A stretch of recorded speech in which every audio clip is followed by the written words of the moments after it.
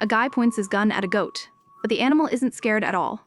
It actually walks closer, pressing its head right against the barrel. Facing the goat's blatant provocation, the man still can't pull the trigger. Don't shoot that thing. We'll be cursed. Think of the baby we're about to have, please, yeah? The goat seems to get what his wife said. It starts pushing its luck even more. The man's last thread snaps. He stops hesitating and pulls the trigger.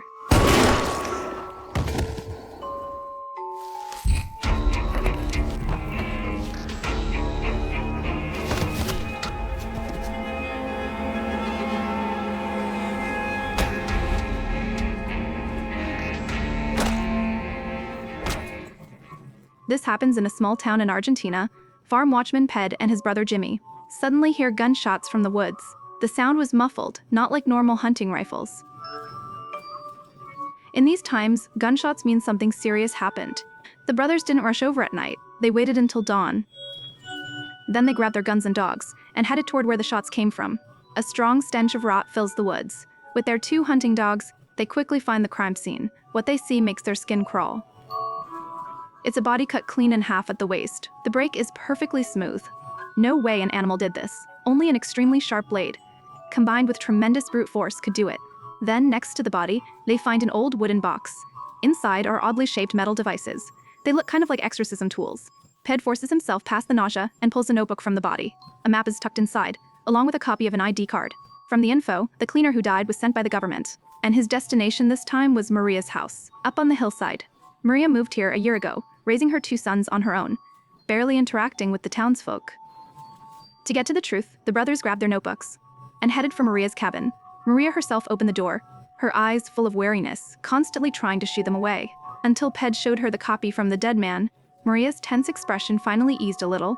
She said the dead man was indeed sent from above, a cleaner assigned to deal with her older son. In this world where God is already dead, humans are being corrupted by some kind of evil spirit. Those infected turn into so-called rot seeds. Only specially trained cleaners can handle them. Maria's older son has been infected for a whole year now, his body swollen and covered in oozing sores. She reported the situation to the town early on, but the higher-ups never responded, so it's dragged on until now. Seeing the 2 of them completely lost, her younger son chimed in from the side. A rot seed can't just die randomly, otherwise the evil spirit inside will spread like a virus, burrowing into another living person. That's why they haven't dared leave this place all year, just keeping the older son alive like a living dead man, barely clinging to his last breath. They finally waited for a cleaner to come handle it, only for him to die in the woods last night. This story sent chills down the brothers' spines. They didn't dare stay in the cabin any longer, hurrying off to the police station in town to ask around. But the police chief said they never got any report in the first place, and didn't believe some rotten seed incident could happen in this remote town. Since that cleaner of unknown origin is already dead, the situation at Maria's place should be handled by the quarantine department. But both could see clearly that this chief just wanted to brush it off. With no other choice, they went to the farmer and told him about the corpse found in the woods and the situation at Maria's house truthfully. Ped said with a serious expression, "Rotten seeds, if that's not handled properly, and the evil spirit manages to spread, then the consequences would be unimaginable." The farmer frowned deeply after hearing this, because recently, some strange things had indeed happened. His 4 sheepdogs he raised since they were puppies all went missing within just 1 month. He'd heard from the town's elders before that when the evil spirit first invades, it starts by controlling animals. When its power grows strong enough, it will then control dead humans, finally using a curse to turn everyone nearby into slaves of the evil spirit. This farmer was well respected in the area. He understood the government's dismissive attitude was because they feared the town's property values would drop. That's why they've been playing dumb and dragging things out. Even though the farmer understood the stakes, he still couldn't bring himself to leave. After all, this land before him held too much of his life's work. What should we do? Do something. We can't just sit here and wait to die. Maybe we should sell off our belongings and move out quickly before things get worse. You're so naive. This is all a trap. This is all the government's doing. They want to take my land. That's why they don't give a damn about this. The government doesn't care if we live or die. Rot seeds actually appeared here. I never thought about what to do. Night fell. The farmer was pacing at home, restless. But soon he had a bold idea, ignoring his pregnant wife's protests. He grabbed a shotgun and barged into Maria's house. When he saw the thing on the bed, reeking of corpses, but still alive, the rot seed, he froze as if electrocuted. The mass of rotting flesh was covered in sores, yet its chest was still faintly rising and falling. After the shock wore off, the farmer raised his shotgun. Ready to put the monster down himself, Maria rushed forward to warn him, saying the rot seed couldn't be killed with a gun. Otherwise, the evil spirit would spread immediately, drifting into nearby living people to continue parasitizing. This wouldn't solve the rot seed problem at all. It would only make things worse. Just as they didn't know what to do, the rot seed on the bed suddenly spoke. "Come on, coward. Pull the trigger if you've got guts.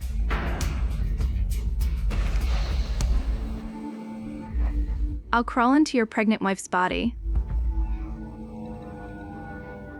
and take over the fetus in her womb." The farmer's finger froze on the trigger. Cold sweat trickled down his neck into his collar. He couldn't bring himself to pull that trigger the next morning. The farmer called the Ped brothers, asking them to help deal with the rot seed. Since this damn thing couldn't be killed, they'd dump it in a wasteland hundreds of kilometers away. Since the Ped brothers had never seen a rot seed before, they went along with the plan. The three of them found a bedsheet, planning to haul this rotting thing onto the truck. But just as they got to the door, the sheet couldn't take the weight and just split open. The pile of rotten flesh crashed onto the ground. Yellow pus oozed out with it. Their stomachs instantly churned. They quickly grabbed a sturdier sheet. Finally managed to load the rotting thing onto the truck.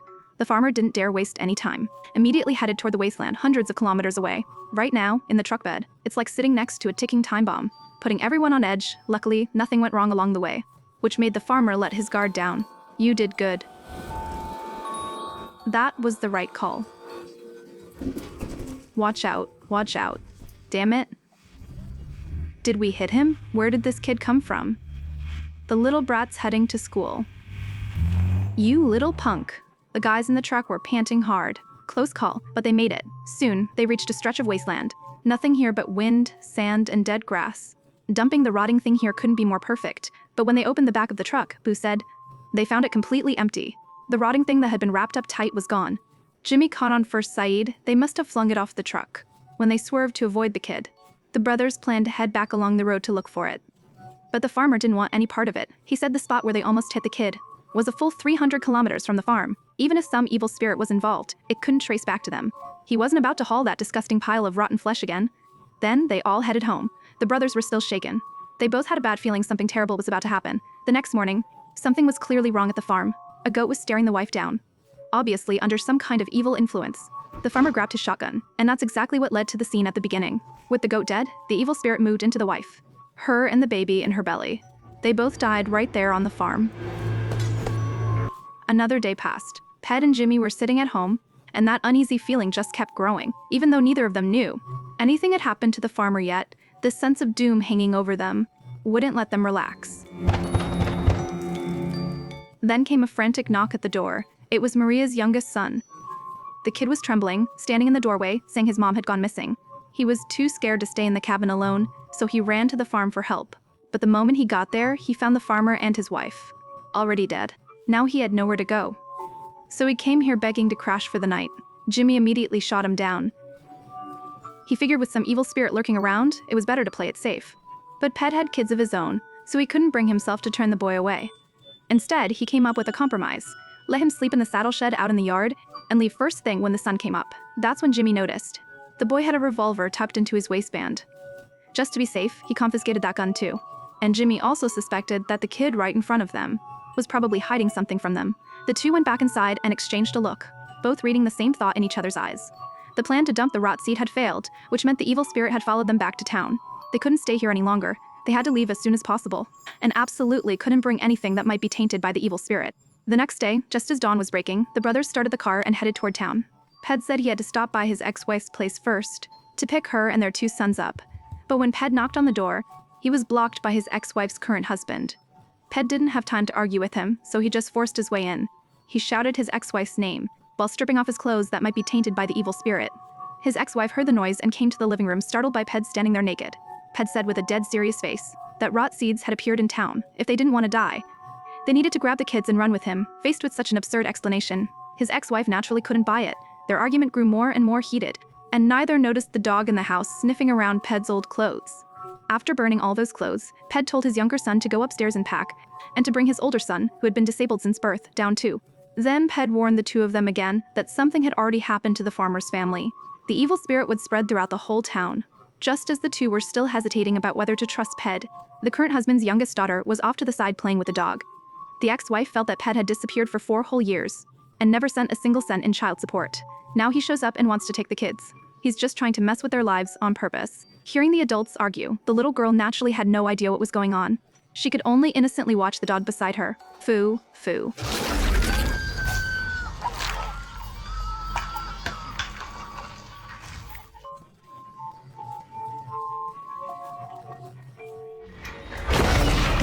Mom, Dad, come quick. The husband who was calling the police heard and came over.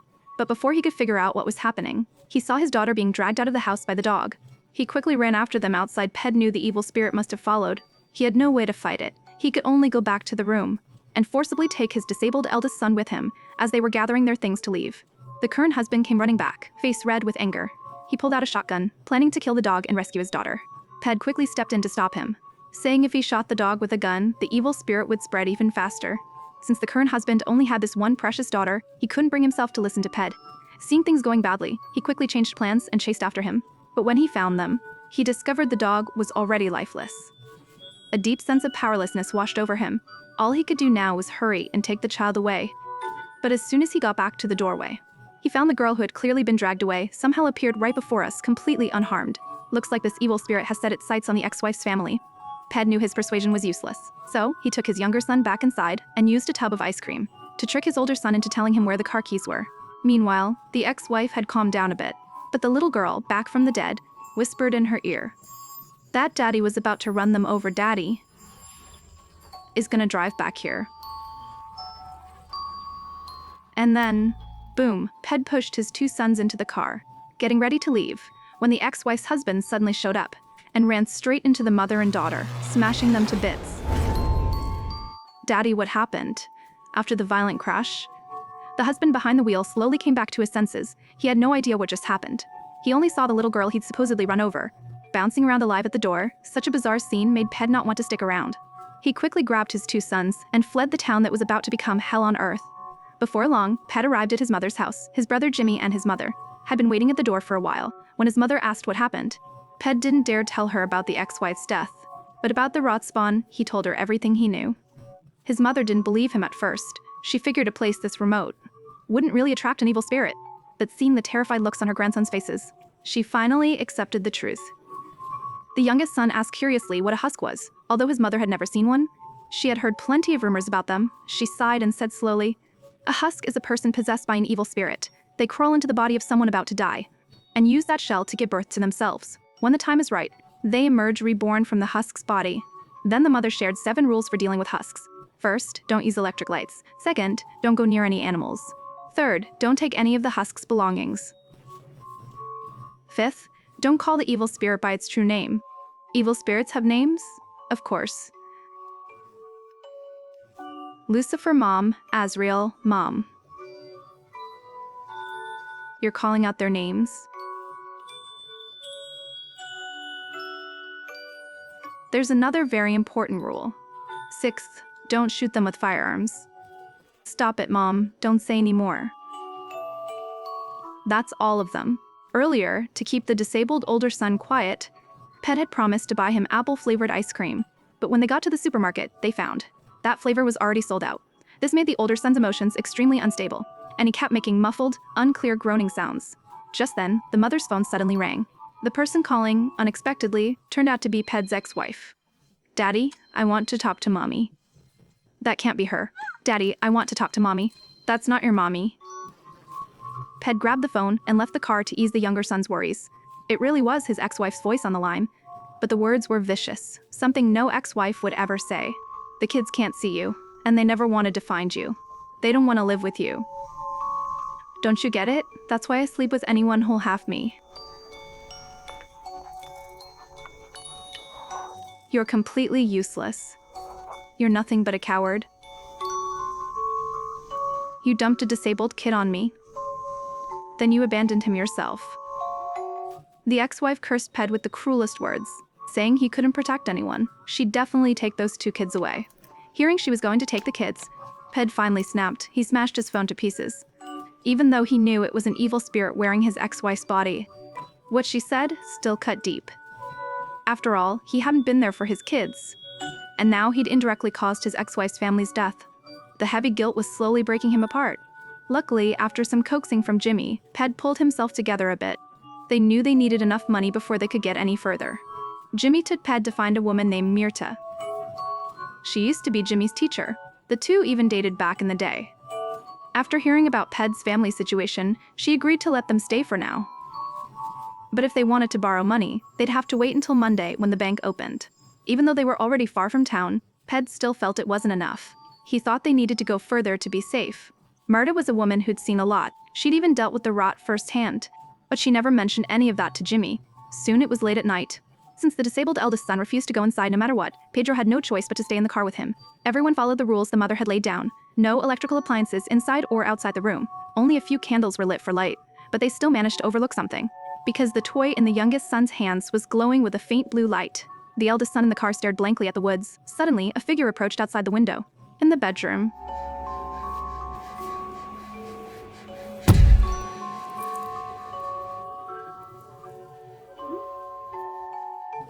The old mother was awakened by a strange noise. She instinctively looked toward the window and spotted a woman's silhouette pacing back and forth while holding the youngest son. She quickly recognized it as Pedro's ex-wife. Since the old mother had just taken sleeping pills, she drifted back to sleep after only a few words. I came for the children. They need me. I'm taking my children to a place where no one can hurt them. Mom, I'm so cold. Jimmy woke Pedro in the car, saying the mother had noticed something was wrong. After hearing both their accounts, Pedro rushed upstairs. As the woman in front of him slowly turned around, he finally got a clear look at his ex-wife's shattered face. But before Pedro could get closer, no.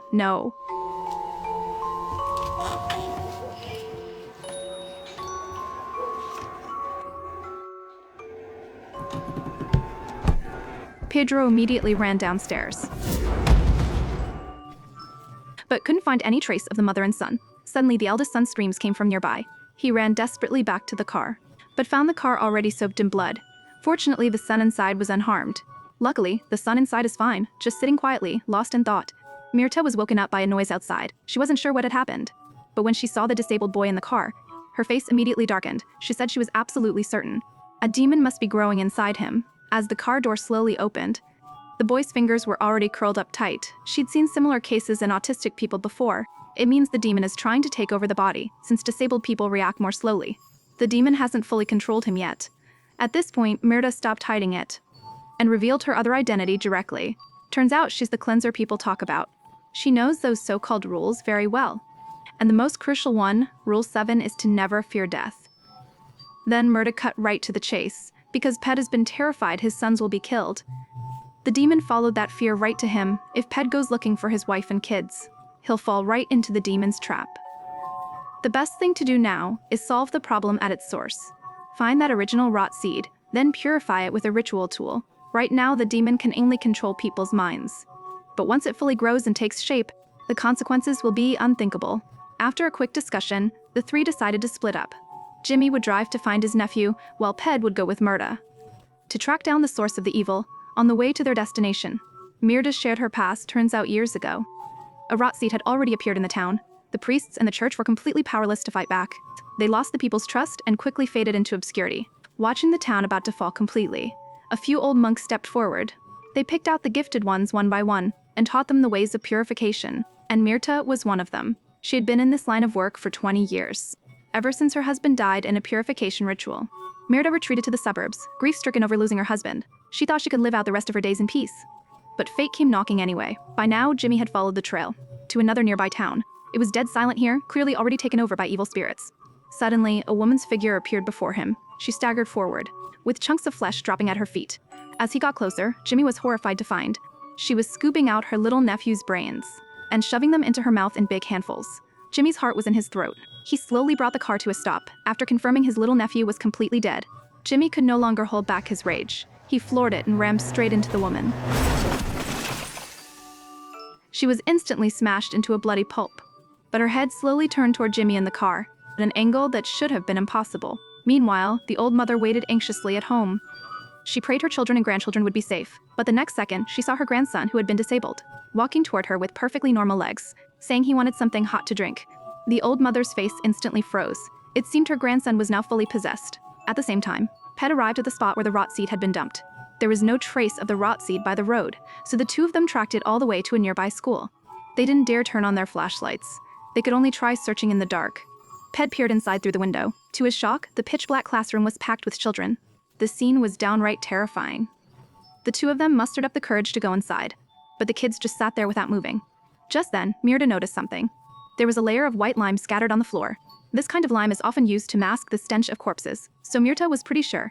The missing Rotewalker was hiding right here. She asked the girl where the Rotewalker was, but the girl just kept shaking her head. At that moment, a strange noise came from outside. When the two of them ran out to check, they saw a boy in white, walking toward them pushing a bicycle. Ped quickly stopped the boy and asked if he'd seen a fat, rotting guy. The boy said he had, actually, just on the hillside nearby. Ped didn't even think twice, ready to drive there. But Myrta grabbed him and held him back. She believed the boy's directions were definitely a trap set by the evil spirit, and warned him not to fall for it. Just as the two of them were arguing, someone suddenly slapped the car window. He's lying. What did you say? He's lying. Don't go to that hillside. It turned out to be the little girl from the classroom. She said the Rotewalker was actually at her house. Her father is a doctor.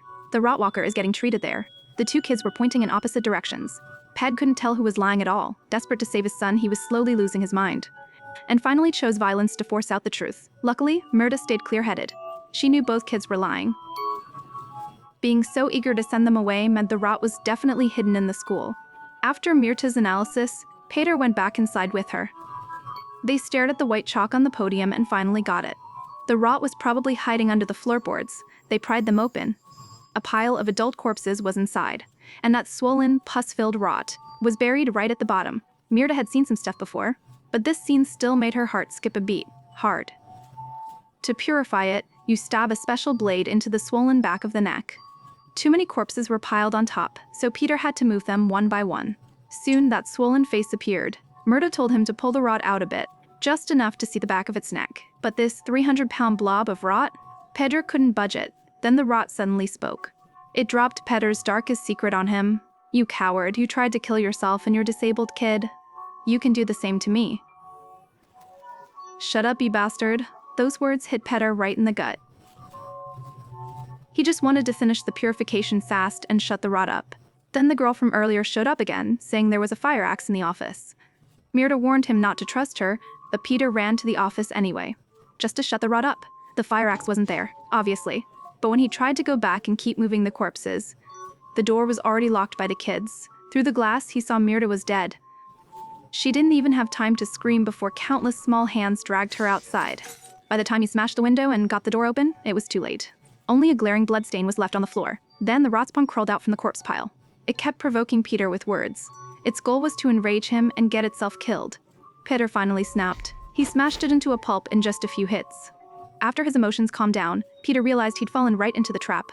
The rot spawn was dead, but a new evil spirit had been conceived inside him. A little boy covered in blood slowly crawled out of the rotting flesh. The children revealed eerie smiles, like they'd just completed their mission.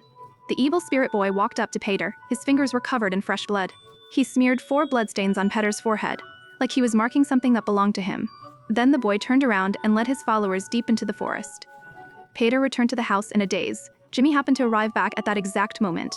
Jimmy had run over Peter's ex-wife, but he didn't seem killed by the evil spirit. Peter's youngest son was dead. His old mother had also gone missing last night. Since the evil spirit had completed its rebirth, there was no point in running anymore. It was basically meaningless. They could only bring their eldest son back to the farm. Peter gave his son some apple-flavored ice cream. He went into the bathroom to wash his forehead. But those 4 bloodstains were like brands. No matter what he did, they wouldn't come off. Jimmy went to the farm's saddle room. They found Maria's youngest son actually still hiding in there. The boy calmly told Jimmy that the cleaner in the woods, who was only half a body, was actually killed by himself. But it wasn't his own will. It was the voice in his head constantly tempting him. He chopped the corpse into pieces, then fed it to the pigs. He ate some himself, ate his flesh. What about his mother? She met the same fate as your mother.